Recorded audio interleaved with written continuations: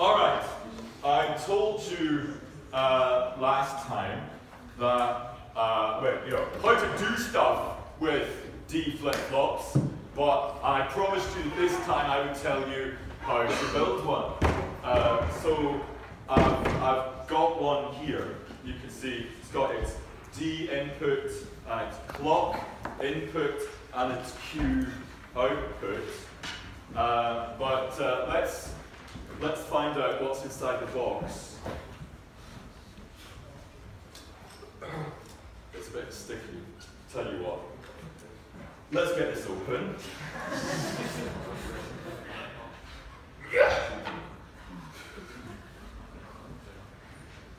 Inside the box is another box.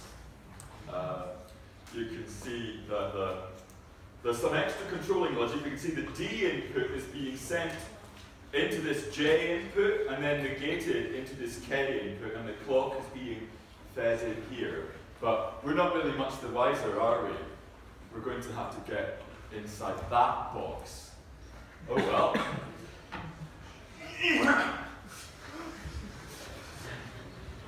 And we can see that there's a wee bit more logic that connects these J and K signals to the S and R inputs of another box. But we're still really not much the wiser, are we? So let's see if we can get into this one.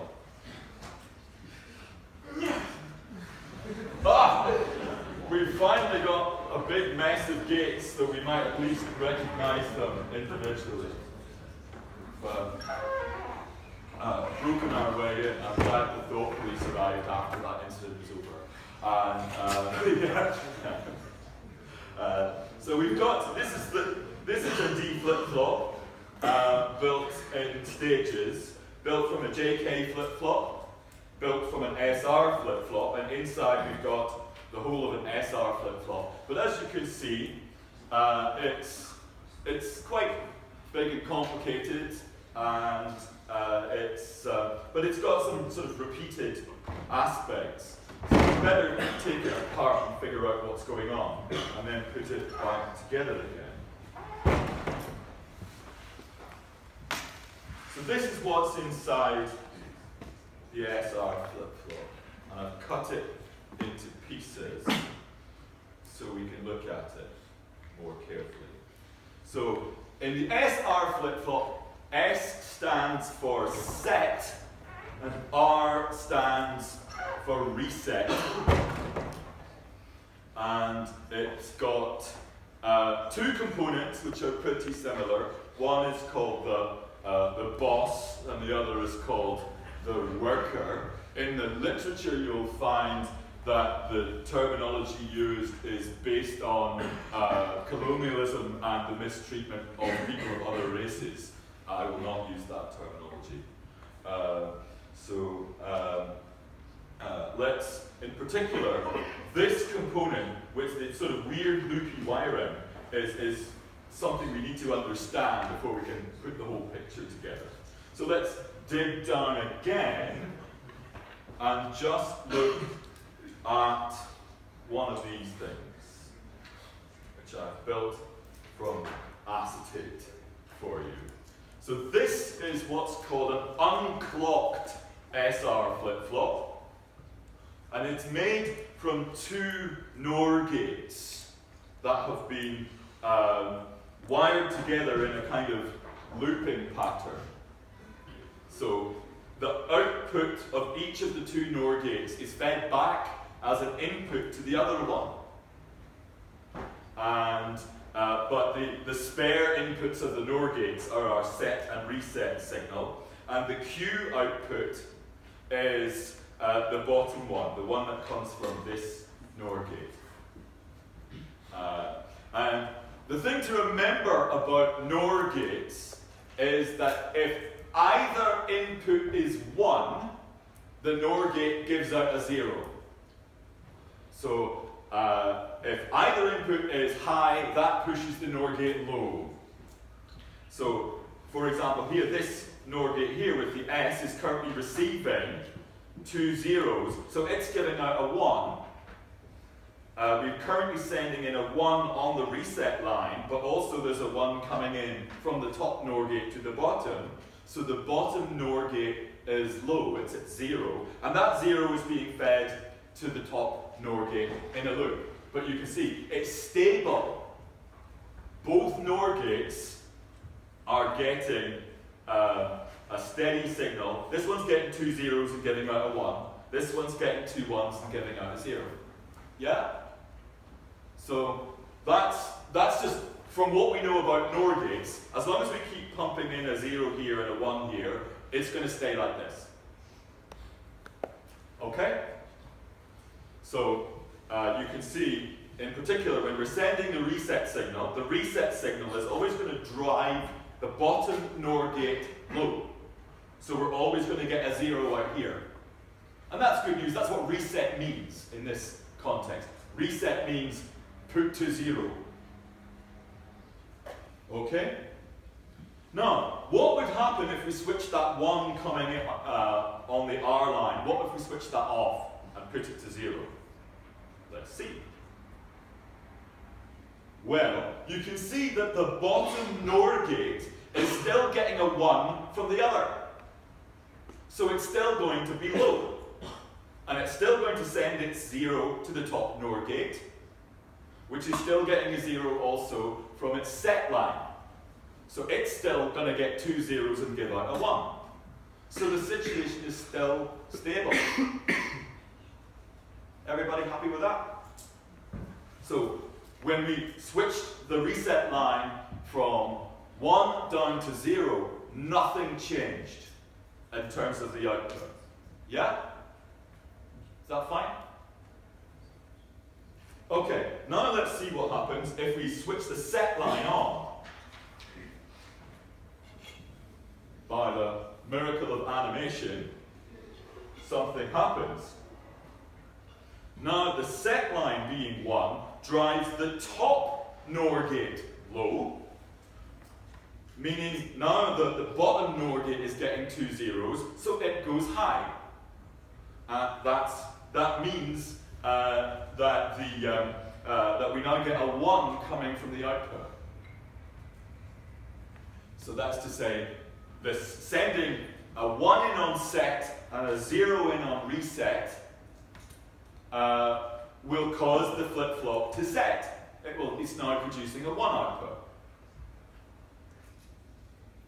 Okay, now what happens if we switch the set signal off and put it back to 0?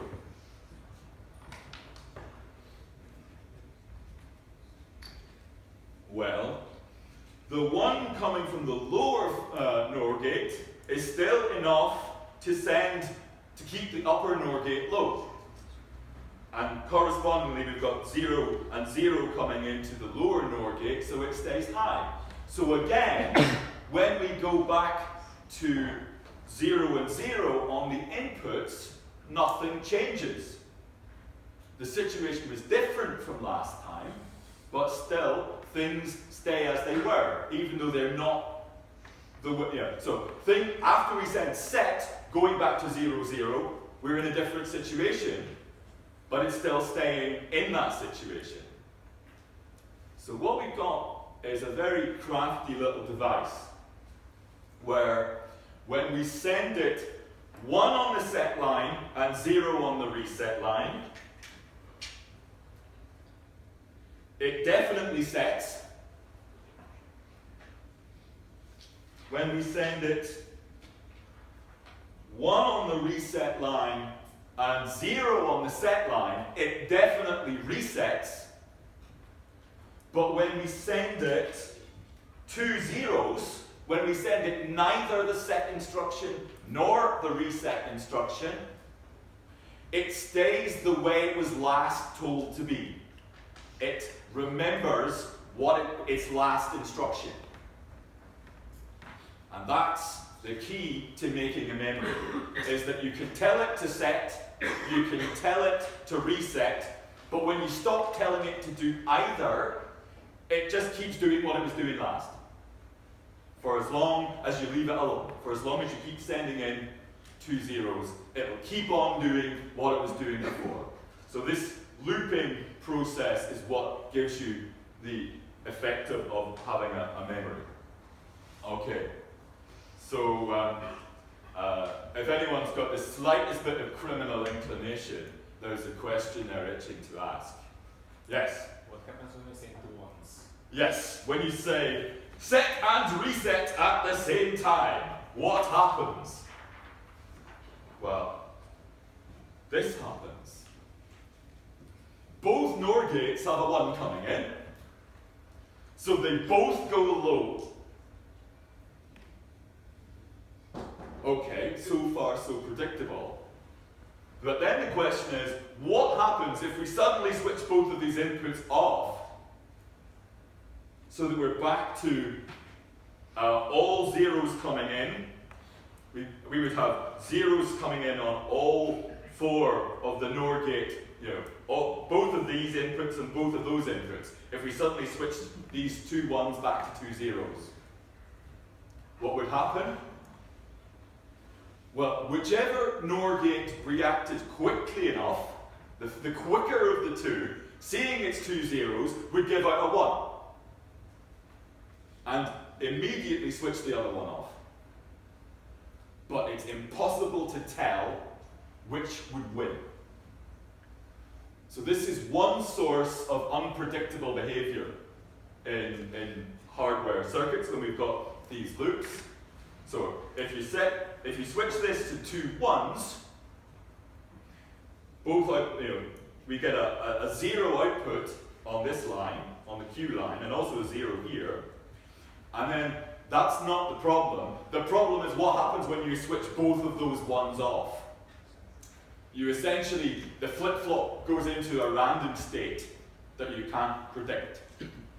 It will recover from that random state if you give it an unambiguous set or an unambiguous reset. Yeah? Is that unpredictability always the same? I mean, when we do feed it 2 1s and then switch it to 0, and then we do it again, would the result be the same or would it be different? It's really hard to tell, and it might not be the same. You might make the same component twice and it would behave predictably or unpredictably. It's not even useful as a source of randomness because it can't be manufactured to be reliably, 50-50 or anything like that. It just is sort of undefined behavior. So the moral of the story is never send 2 1s into an SR flip-flop if you want to have a clue what's going on. So we can summarize that behavior by writing the characteristic table for an SR flip-flop. So we've just said if we've got S of t and R of t set and reset, what's the behavior of Q of t plus 1?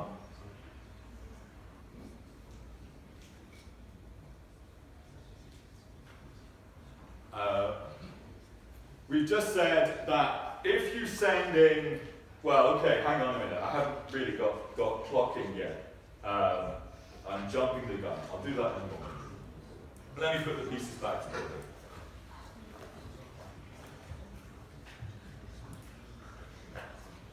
So, what have we here? We've got that unclocked SR flip-flop. And one thing we do to control it is to wire it to a clock signal. And you can see that the inputs to this SR flip-flop are both ANDed with this line. Yeah? Now remember what ANDing does. This is an example of what we call AND masking. When this line is 1, both ANDs are receiving a 1 from this line. they will transmit their other input. So a 1 on this line lets these two inputs through to the flip-flop. If there's a 0 on this line, both ANDs will give out a 0. Alright, so what does that mean? That means when this line is 0, the flip-flops will definitely receive 0 and 0. So that's to say, when this line is 0, this flip-flop stops listening to its inputs and just stays the same. Just stays as it was. Whatever state it was in, it stays in when this line is 0. But whenever this line is 1, it's paying attention to the instructions coming in from these inputs, which are set and reset instructions. Okay. And you'll notice that the line, which is waking this flip-flop up or switching it off, is negated clock signal. That's to say, when the clock is 1, this line will be 0, and the flip-flop will be off. Will just be staying the same. When the clock is 0, this line will be 1, and the flip-flop will be listening for new instructions.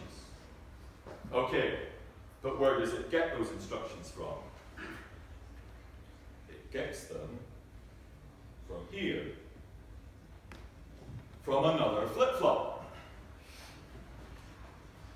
Now, first of all, let's look at this red section.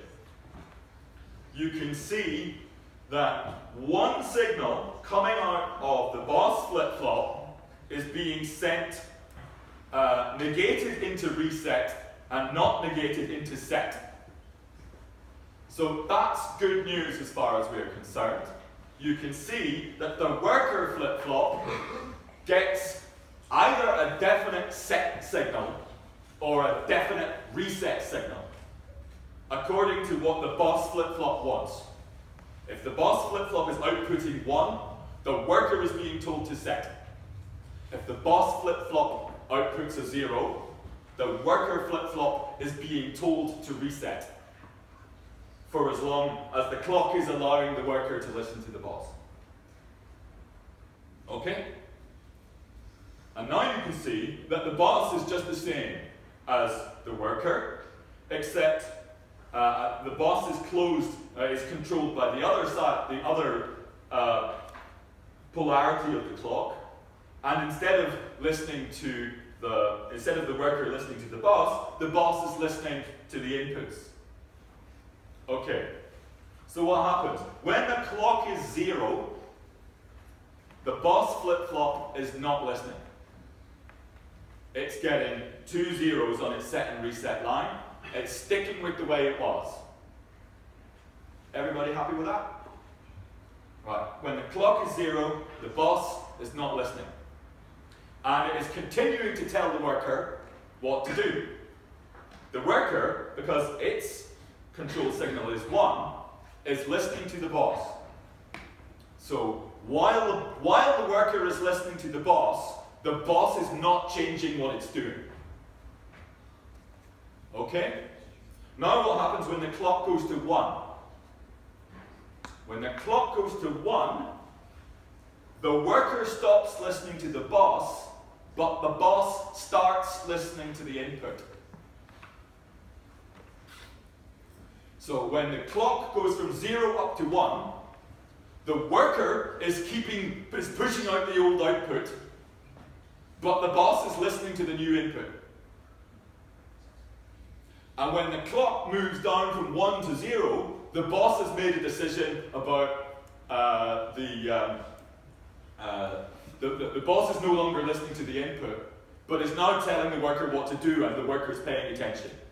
So we've got this two-stage cycle as the clock goes from 0 to 1 and back down to 0, where the boss listens for new input while the worker relays old output, and then the boss decides what the instructions are. He finishes listening to the input and gives the worker new instructions, so the worker then changes to the new output.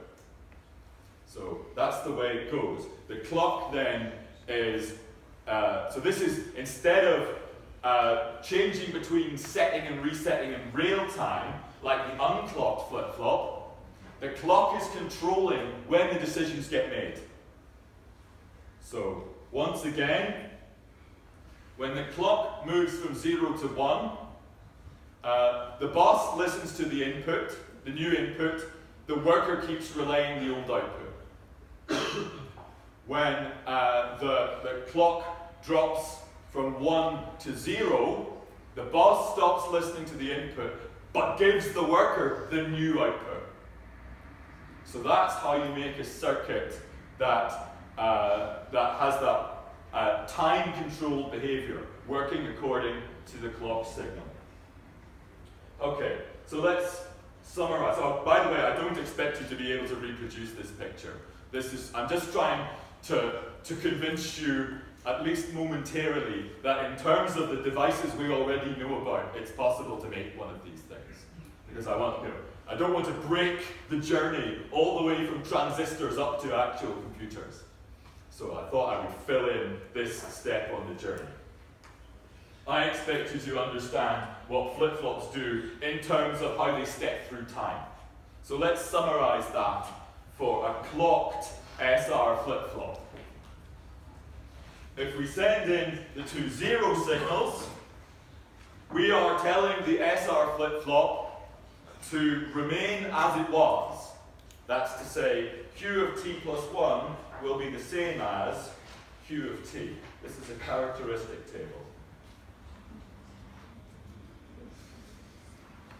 And that means we don't have a column in the inputs for Q of t, but we're allowed to use Q of t in formulae in the output. So what we're saying is, when you get 0 on the set line and 0 on the reset line, stay the same. Everyone see why the characteristic table is saying that? It's saying, when we're told neither to set nor reset, Q of t plus 1 should be the same as Q of t. So stay the same. When we send reset but not set, Q of t plus 1 should definitely be 0. When we send set but not reset, Q of t plus 1 should definitely be 1. And you can see that if we send two 1s into the boss, and then while the clock is 1, so if we have 1 on S and 1 on R and 1 on the clock, when the clock goes down to 0, we'll be in exactly the situation where we move from having two 1s coming into this circuit to two 0s. And that's exactly the unpredictable situation. So the message once again is, do not send two 1s into an SR flip-flop. We have no idea what will happen. Has anyone ever done it? Well, yeah, sure. I mean, okay, it's not going to blow up the world or anything like that. At least I hope it's not. Depends what it's connected to, I suppose. But yeah, it behaves unpredictably. Just based on like freaks of physics, what it actually does. Okay, so that's SR. We understand what it does, and we understand what we should never do, unless we're, feeling perverse. Okay, so I can now pack up one layer of this construction, and we should perhaps be able to see what this JK device does. Right. So let's just see what is the JK flip-flop. Well, first of all, what do J and K stand for? I have absolutely no idea. It's been called the JK flip-flop forever, and nobody can remember why. The rumor is that it's named after Jack Kilby. It's not named after the author of Harry Potter.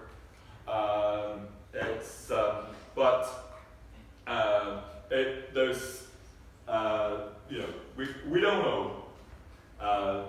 But the thing to remember is that J and K mean roughly the same things as S and R. J is a set signal, K is a reset signal. I think of K as cancel, and J as jolt, or something like that. Right, but there's some extra control logic. Let's figure out what it's doing. Well, actually, let's just see if we can write a truth table for this thing, because that would sort us out. So you can see here, the current value of Q, as well as being fed to the output, is being fed back round and is somehow controlling these AND gates. So let's see if I can draw a truth table for what's going on there. So if we have J of T, K of T, and Q of T, we ought to be able to figure out S of T and R of T, just by doing boring, ordinary logic. Okay? Count to 7 in binary.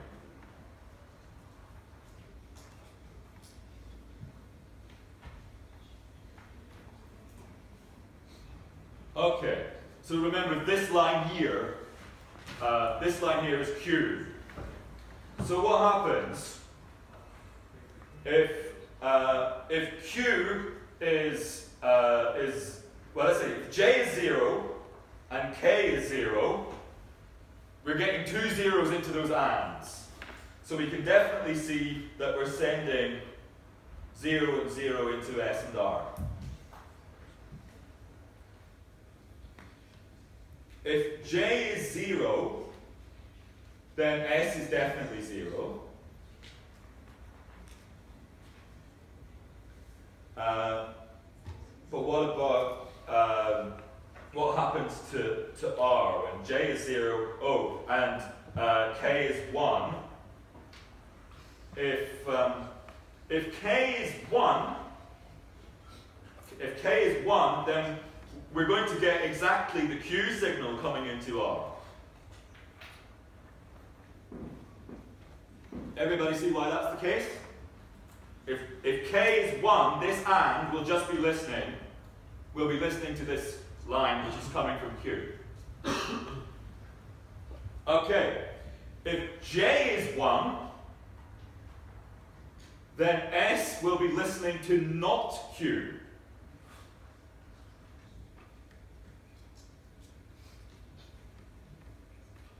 And what happens to K in these situations, or to R in these situations?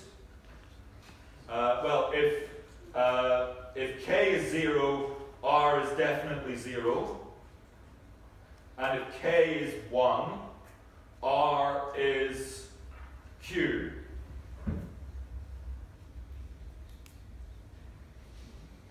Okay. Finally, what happens if J and K are both 1? Well, if J and K are both 1, then R is the same as Q, because it's getting a signal from this line. And S is the same as not Q. Okay, what's the first thing you notice about S and R? They're never both 1.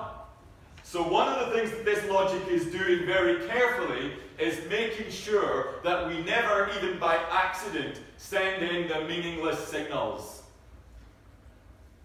Basically what's happening is that the reset signal will only get through if the flip-flop is currently set. Meanwhile, the set signal will only get through if the flip-flop is currently 0. That's to say, it will only receive an instruction if that instruction is telling it to change. Okay, so let's now look at what happens to Q of T plus 1. Just by following the rules of the SR flip-flop. What do we get? If we get 0 and 0, that means stay the same. So we're currently 0, so we stay at 0. 0 and 0 means stay the same. We're currently at 1, so we stay at 1. Everyone understand the calculation I'm doing? Just obeying the rules of the SR flip-flop, looking at the old state, calculating the new state. Here, we get 0 and 0 on S and R. State's currently 0, so it stays 0. Here, S and R are 0 and 1. R is 1, so we reset. Here, S and R are 1 and 0, so we set. Here, S and R are 0 and 1, so we reset. Here, S and R are 1 and 0, so we set. What's something funny has happened? What have I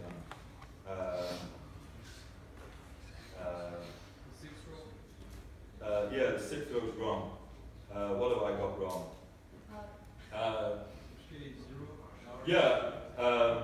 K is 0, so that should be a 0 there. Okay, so we should be staying the same, and that should be 1. If we get S is 0 and R is 1, then we're saying reset. You didn't fix the 7th row. The 7th row. In the 7th row, what's going on? Q is 0, so R is definitely 0. And J is 1 and S is 1. So I was right on the 7th row. Yeah, but T plus 1.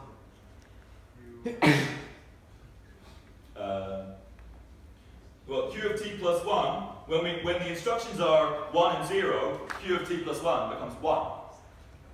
It is already 1. It was 0.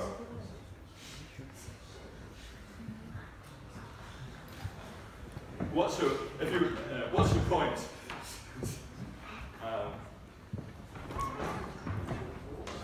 Right.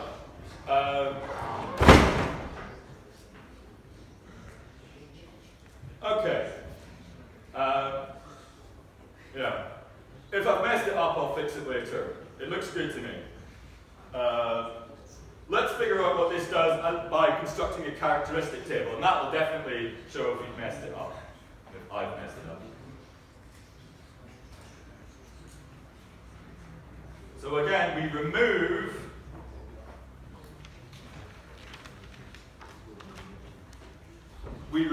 the Q of T column, and instead in the Q of T plus 1 column, we give a formula for what Q of T plus 1 is in terms of Q of T.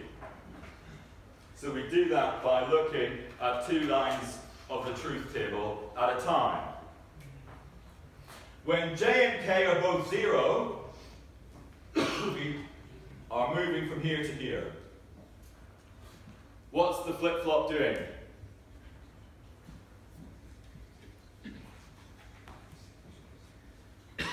It's staying, whatever state it was in, it stays in.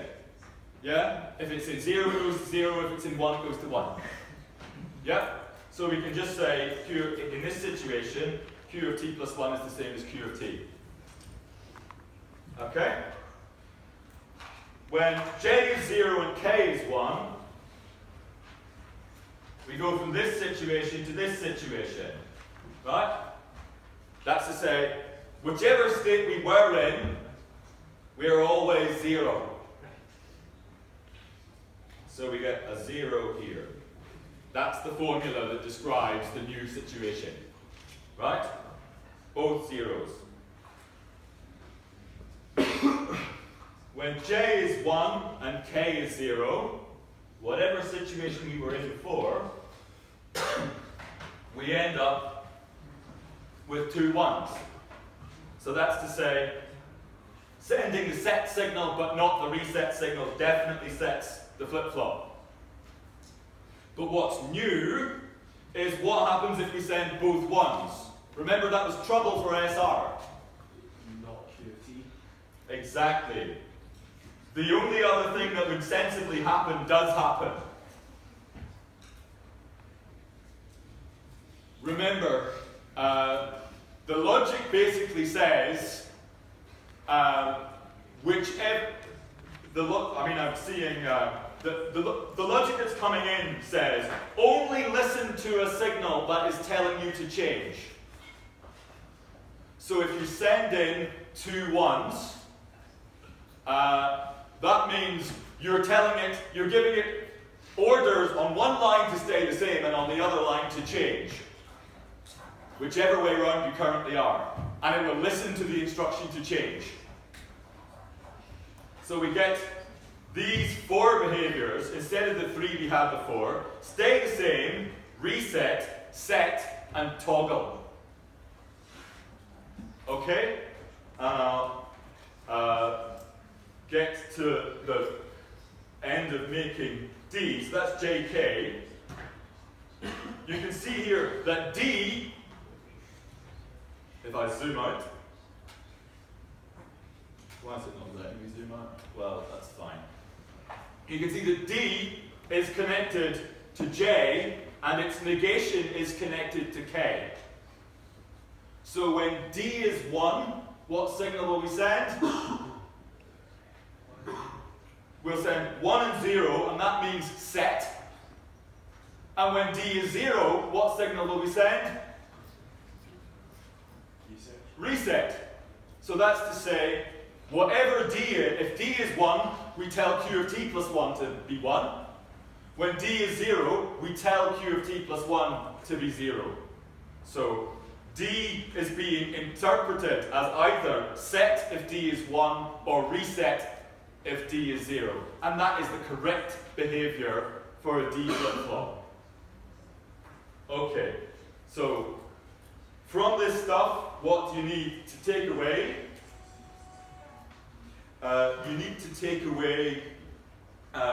you don't need to know the detail of this stuff right in the bowels of the thing, but you do need to know what an SR flip-flop is supposed to do. That's to say, you do need to understand this characteristic table. That you can give it the instructions stay the same, reset, and set, but you better never give it 2 1s. You better never tell an SR to set and reset at the same time. And you do need to know that JK, you do need to know how to make JK from SR. So you do need to know this diagram. And you do need to know that JK fixes up SR by keeping the same behaviors for 0, 0, 0, 1, and 1, 0, namely stay the same, reset, and set. But instead of going haywire on 2 1s, it has the only other behavior that makes sense, namely toggling. And then simply by interpreting the D signal either as set or reset, you can make the D flip-flop from JK. Okay, so how to make flip-flops from other flip-flops is important. How to make an SR flip-flop in the first place is not something I expect you to reproduce under examination circumstances. So, okay, it's a bit much to take in all at one go, but that's one reason why we video these things. And I've shown you that from the components we already know how to build, you can build memory devices.